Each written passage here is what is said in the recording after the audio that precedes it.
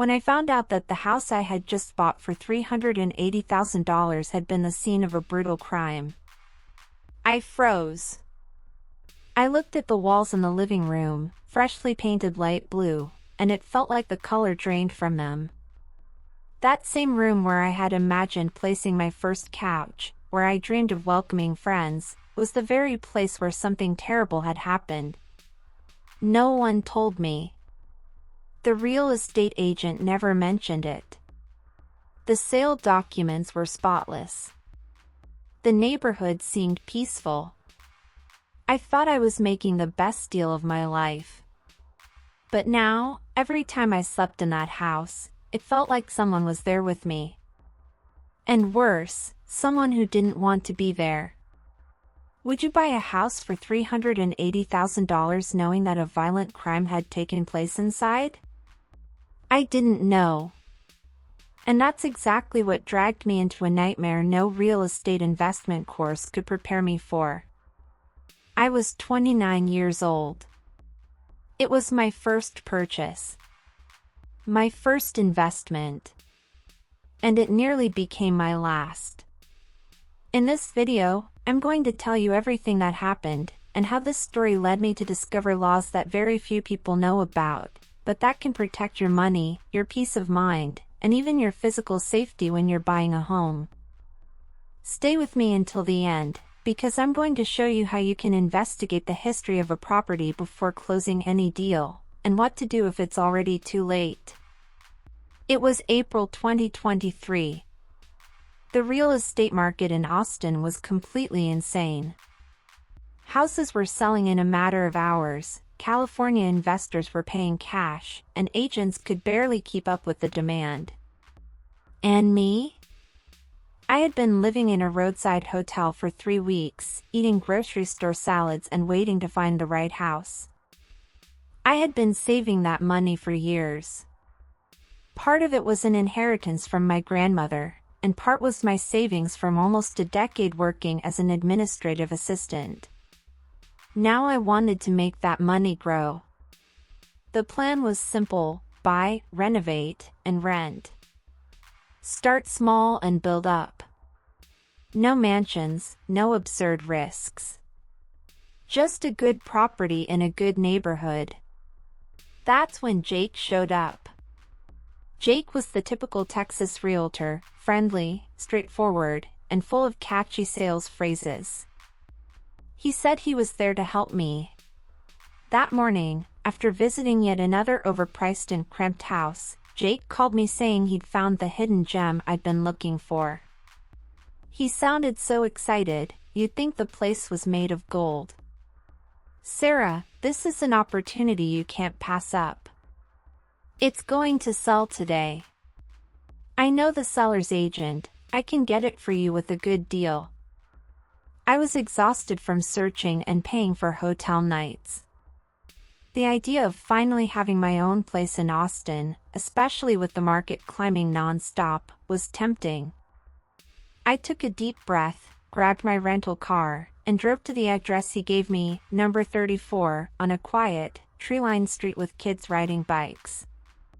Visually, the neighborhood was perfect. The house looked well kept from the outside, with a charming porch and a light blue front door I found adorable.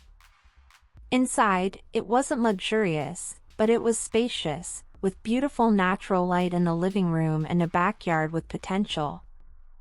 Jake emphasized, the price is below market because the family had to move quickly. It's just a personal situation, nothing more. At that point, I was so eager to end my search that I didn't dig deeper. He showed me the inspection report. Everything seemed fine: solid structure, new roof, updated plumbing and wiring. Nothing that would make me suspect anything bigger. The decision weighed on me for a few hours. But by the end of the day, sitting in a cafe with my laptop open, running the numbers and thinking about the time I had already lost, I decided to make an offer. Jake was thrilled. I felt relieved, like I had crossed the finish line after a marathon. In just a few days, the deal was closed. I bought the house for $380,000, a great price for Austin in 2023. The paperwork went through quickly, the financing was approved without trouble, and everything seemed to be falling into place. I felt victorious. On the day I got the keys, I took a picture at the front door and sent it to my mom. She replied with a heart emoji and wrote, "Proud of my daughter." I cried right then and there. It was a mix of achievement and emotional exhaustion. This was the first house I had ever bought on my own, with my own money, a proof that I could handle adult life. I spent the night packing my bags, happy to finally leave the hotel behind. The next day, I arrived with my boxes, greeted by the smell of the wooden floors and a light breeze drifting through the open windows. I was in love with the idea of being there. The first few days were normal. I hired a local guy to cut the overgrown grass in the backyard, had the kitchen painted, and started browsing for furniture to decorate my new home. I met a few neighbors who seemed friendly, if a bit reserved. Nothing unusual. I was too busy with practical tasks to notice anything strange. But one night, while eating dinner on the living room floor, still without a sofa, I heard a sharp noise coming from the hallway. It sounded like a door slamming, but all of them were open. I froze for a moment, then slowly stood up to check. Nothing. I chalked it up to the wind or the house settling. In the days that followed, other sounds began to appear, muffled noises upstairs, even though no one was there. A strange feeling whenever I walked past the back bedroom. One night, I came home from the grocery store and noticed a strong, bitter smell at the entrance, as if something was embedded in the walls, impossible to pinpoint. But all of this, as odd as it seemed, was still within my tolerance. I told myself it was just part of adjusting to a new house, a new routine, a new life. The real unease began when a woman walking her dog stopped on the sidewalk in front of my house, looked at me with surprise, and asked, "Did you just move in?" I said yes, and she hesitated. "I used to live a few streets over." I remember when it happened. It was so sad. I frowned. "When what happened?" She lowered her head, petted her dog, and simply said, "Nothing, just. I hope you'll be okay here." Her words echoed in my mind for the rest of the day. That night, I had trouble sleeping. Something about that conversation wouldn't leave my head. I grabbed my phone and started searching my address, just out of curiosity. That's when I found the first article. It had been published 5 years earlier. The headline made my stomach drop, "Double Homicide Shocks Quiet Austin Neighborhood." I clicked and began to read, my heartbeat quickening. The photos showed the front of my house, exactly as it was now, except the door was painted a different color. The article said a couple had been found dead in the living room after neighbors reported hearing screams and calling the police. The case remained unsolved. The reporter mentioned details that sent chills through me. The lights in the house were still on, dinner was still on the table, and there were no signs of forced entry.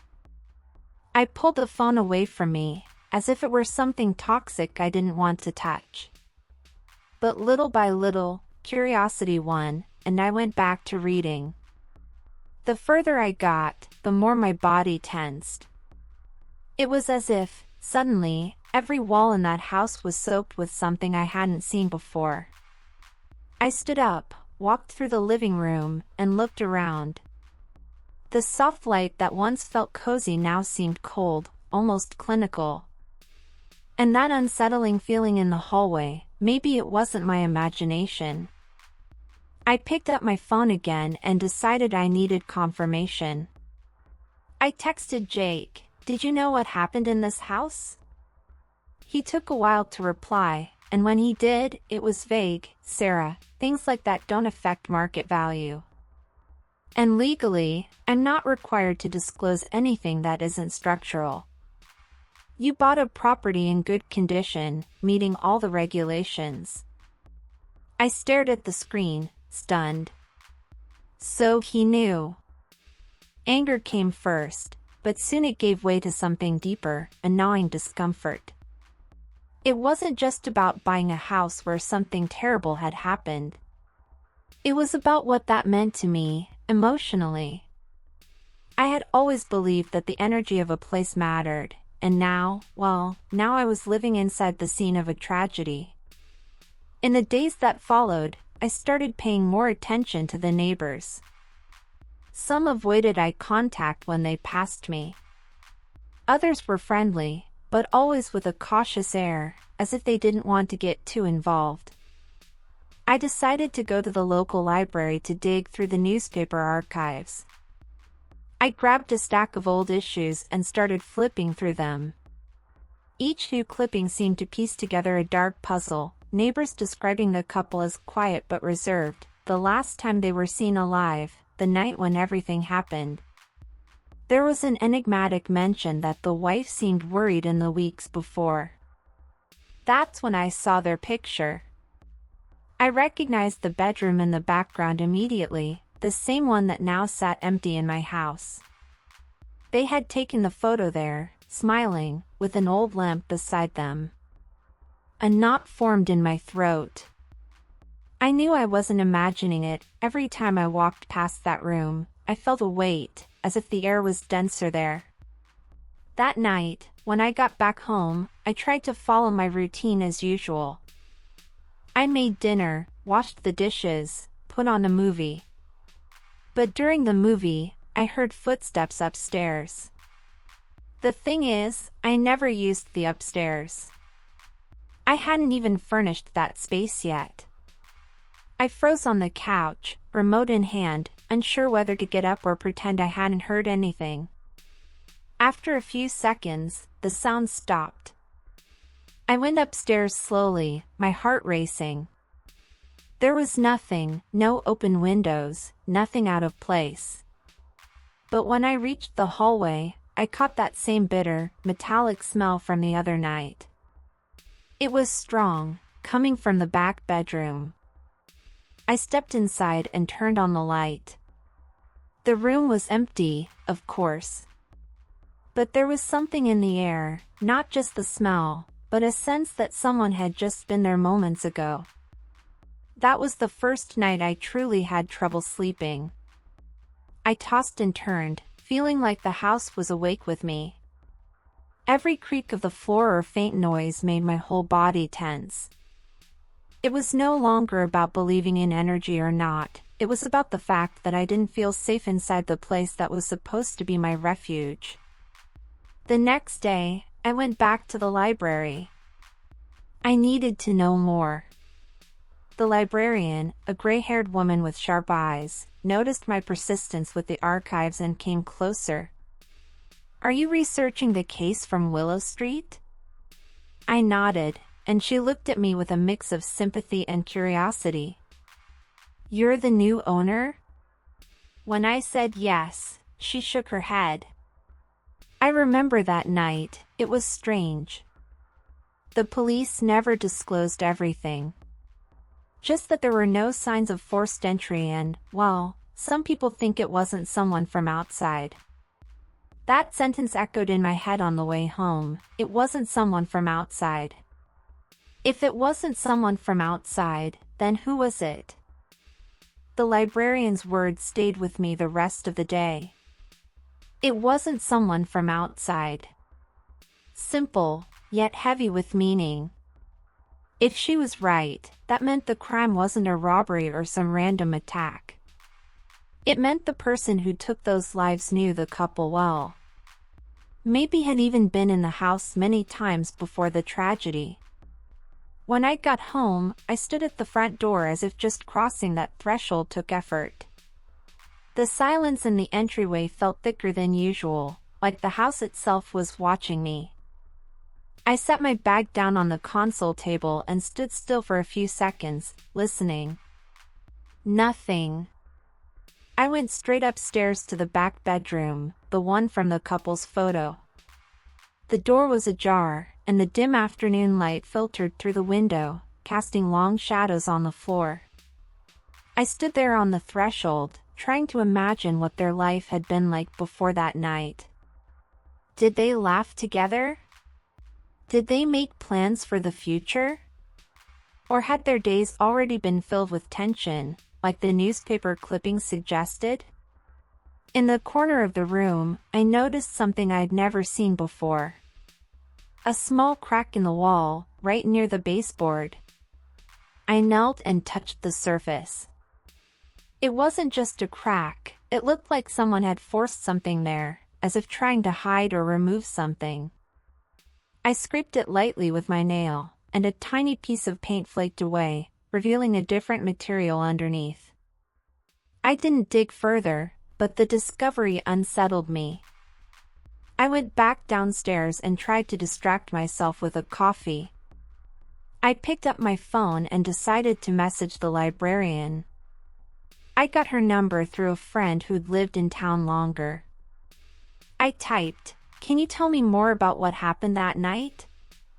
She saw the message almost immediately but took her time responding. When she finally did, the words were short, not over text. "You'd better come here tomorrow." Her reply only fueled my anxiety.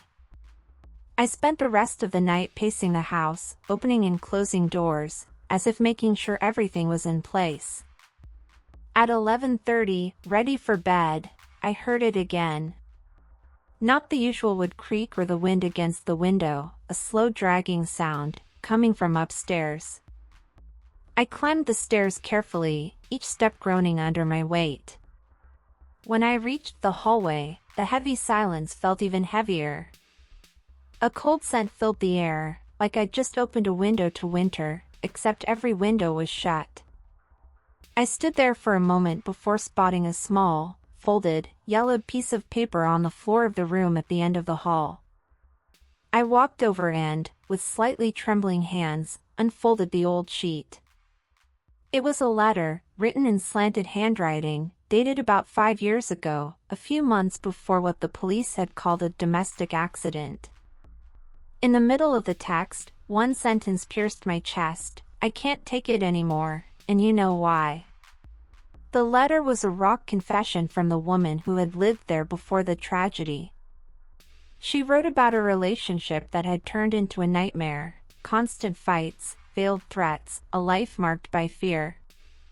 Her husband, tangled up in debts and dangerous people from the neighborhood, was becoming more and more unhinged. In the letter, she said she was trying to find a way out, to escape the torment, but she couldn't, that somehow the house kept her trapped with the secret. This wasn't a ghost story.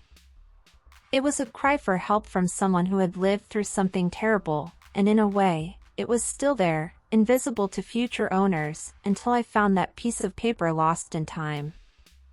The paper shook in my hands. I didn't know if I felt fear, pity, or both, but I knew for certain the house was keeping a story no one wanted to remember, a secret trapped in its walls and silence. The next morning, I woke before my alarm, still thinking about the letter. It sat on my nightstand, almost as if it had been watching me sleep. I avoided reading it again, afraid of uncovering something even more painful. I went to the town library, where the old woman was waiting, seated among ancient books. She spoke softly, almost in a whisper. "You need to understand that house wasn't just the scene of a crime. It was part of a web of fear, blackmail, and secrets the neighborhood chose to hide. The couple was caught in something far more complicated than a simple crime of passion." She explained that the police had never revealed everything, and that the neighbors chose to bury the truth. Have you ever felt the cold and silence in that house? It's as if it still holds the pain of that last night. The librarian leaned in even closer, her voice barely audible now, as if she were sharing an old, heavy secret. She told me that, despite the official story calling it a domestic accident, the truth was very different, and far more brutal. The husband, drowning in debts to dangerous people in the neighborhood, had his house broken into by a debt collector, someone who came to demand payment with clear threats. In the chaos, a violent fight broke out. The wife, trying to protect her husband, got caught in the middle. Things spiraled out of control, and both of them died there, in that house, in a brutal night that no one in the neighborhood ever wanted to remember or talk about.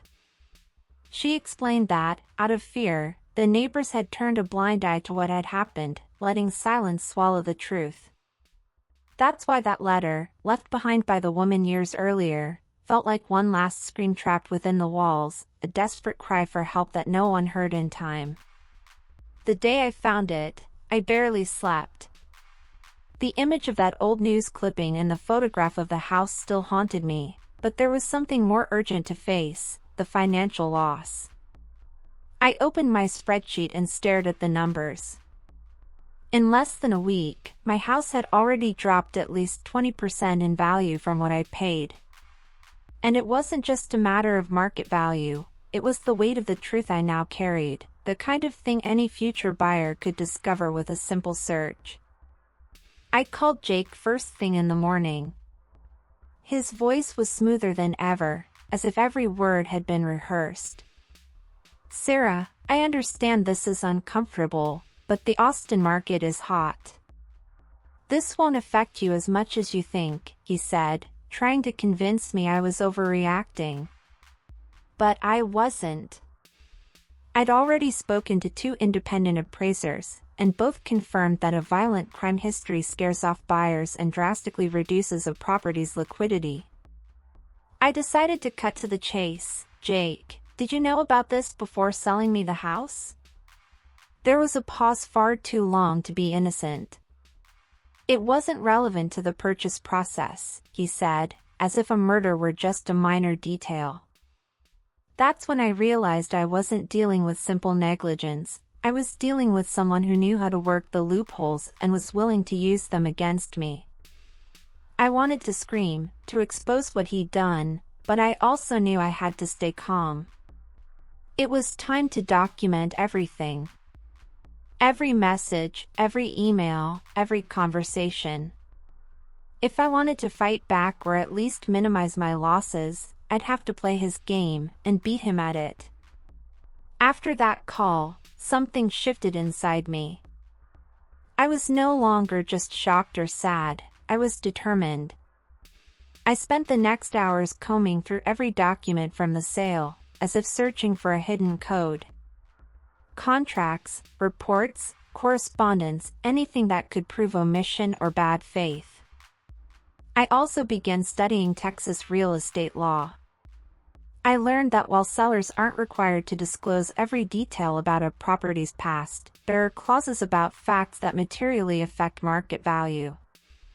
And, according to a lawyer I consulted over a video call, a recent violent crime, even one already tried in court, could fit that definition. He told me something that stuck with me: "It's not just about the law, Sarah. It's about what you can prove."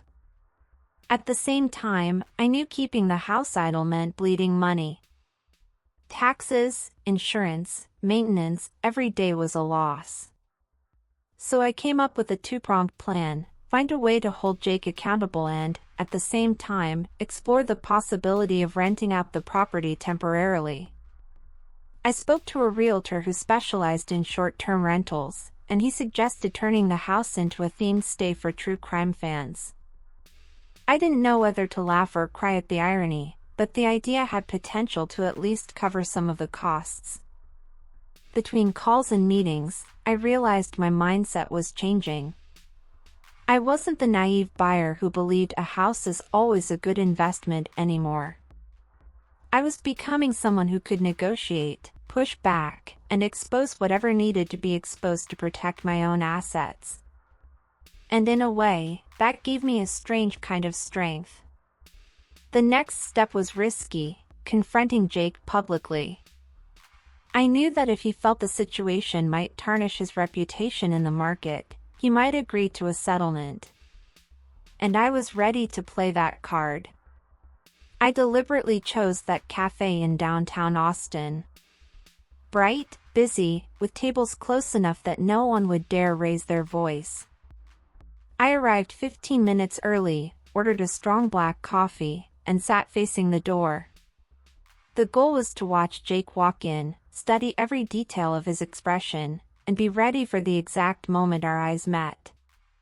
When he finally walked in, the first thing I noticed was that he wasn't as confident as before. The immaculate suit, the perfectly styled hair, those were still there, but his slightly hunched shoulders told me he knew exactly what was coming. He sat down, dismissed the menu, and forced a faint smile. "Sarah, what a surprise," he said, his voice slightly strained. I didn't respond. I opened the folder I had brought and calmly spread out the copies of the news articles about the crime at House 34, the messages exchanged between us, and a legal opinion signed by a well-known city attorney. "Jake," I said firmly but quietly, "we both know you withheld information about what happened in that house. That's illegal.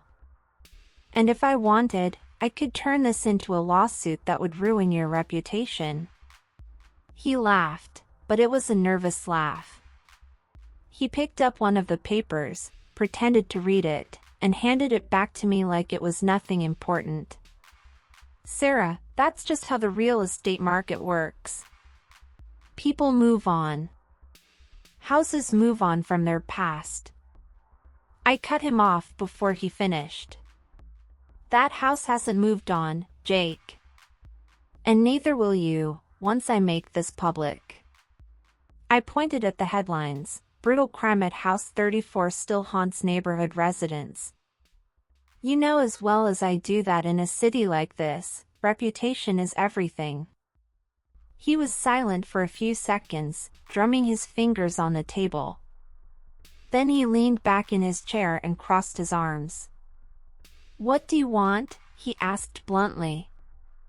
I took a deep breath. I was ready for this moment. "You're going to buy back the house for 90% of what I paid.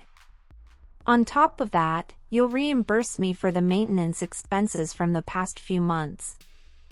He laughed again, this time more incredulously than nervously. "That's a lot of money, Sarah. I could just do nothing. You'd spend years and thousands of dollars in court." "Maybe," I replied, leaning forward, "but meanwhile, you'd have reporters knocking at your door and clients looking at you sideways. You know this market is built on trust, Jake. And I know yours wouldn't survive this story." There was a long pause. He fiddled with his phone like he was searching for an escape. I kept my gaze fixed on him, unwavering. Finally, he let out a heavy sigh. 60%, he said. 90, and I pay my own lawyer, I countered immediately. He bit his lower lip, glanced around, noticing a few people at nearby tables seemed to be paying attention. 75, he tried again. 85, and we close now, I said, pulling a pre-prepared agreement from the folder with a space for signatures. He looked at me for a few seconds that felt like forever. Then he took the pen, signed, and slid the paper back to me. 2 weeks later, the house was no longer in my name. I didn't get every penny back, but I avoided a devastating loss. More than money, I came out of this with something no realtor can sell: experience. Today, whenever someone tells me a house is always a good investment, I think of House 34. Behind flawless walls and seductive listings, there can be a story no one will tell. And if I learned anything from all this, it's that in business, it's not the most expensive property that costs the most, it's the truth that was never told. If you want to hear more real stories like this, protect your money, and learn how to avoid traps, go ahead and subscribe to the channel, leave your like, and turn on notifications. That way, you won't miss any updates. And don't forget to click on the videos appearing here in the cards. There's content that can make all the difference in your next financial decision.